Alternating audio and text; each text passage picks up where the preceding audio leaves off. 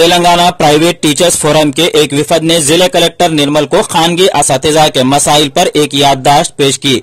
उन्होंने chief minister Telangana Chandrashekhar Rao से मुतालबा किया कि वो खानगी असातिज़ा के मसाइल पर तवज्जो दें।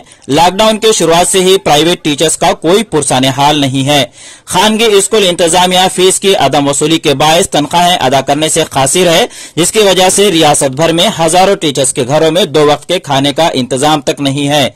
समाज में सबसे बालातर मुकाम रखने वाले पेशे से वाबस्ता मुलाजिमीन को अगर हुकूमत बेयार और मददगार छोड़ देती है तो हमारा मुल्क कैसे तरक्की करेगा और आइंदा कौन टीचर बनने की ख्वाहिश रखेगा।